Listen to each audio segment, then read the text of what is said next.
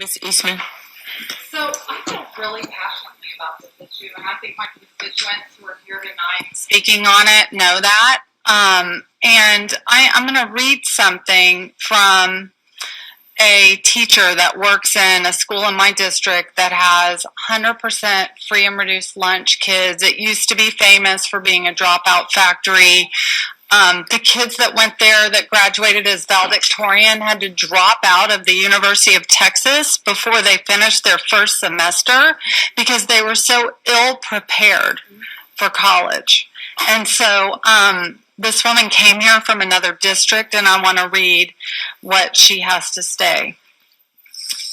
I am still steadfast that STAAR is a shining light on our poor service and support to fragile learners, ESL, special ed, African Americans, immigrants. Our fear about STAAR is misplaced. We should focus on language acquisition, reading levels, supports for kids, and stability in school leadership to pull this off. Also, we are not teaching to the test. We are teaching the curriculum. And so this is a person that worked in public schools in a different district for a long time. And the first year that STAAR was rolled out, she led a science team. And she saw the teachers on her team elevate their expectations, elevate the level of rigor of content that they were producing for these kids. And the kids in those science classes at that school scored as well as kids at our highest performing schools in Texas. The reading teams, the history team, the math team did not hold themselves to the same set of expectations in that high school. And the kids didn't do as well on the exams in the other subject areas.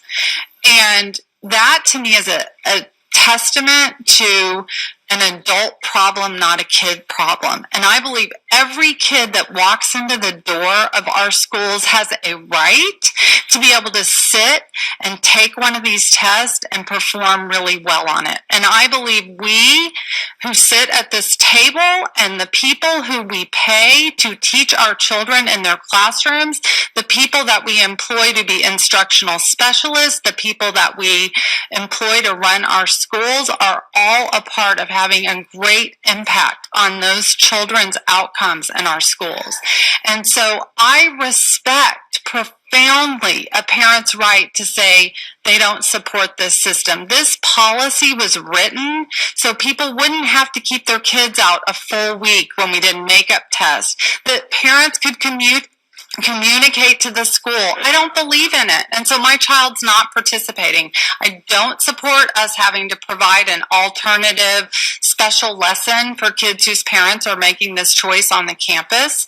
I think that that's your right to choose this and to have a, really cool thing at the library like was held last year for the 70 out of 215,000 kids we educate in this district. And so I feel really passionate about this. I'm comfortable with this policy, and I think it gives parents a right to communicate with us their protest. It categorically states that we will not tolerate harassment or bullying of families that make this choice, and I will not tolerate that. I know it happened to a parent that doesn't send her kids to a school in District 1, and I advocated and made sure we found other school options for that family. I'm not sure if they took us up on them or not, but I don't respect that from the campus level, but I also think I sit here to advocate for kids that go to every single one of our schools and kids that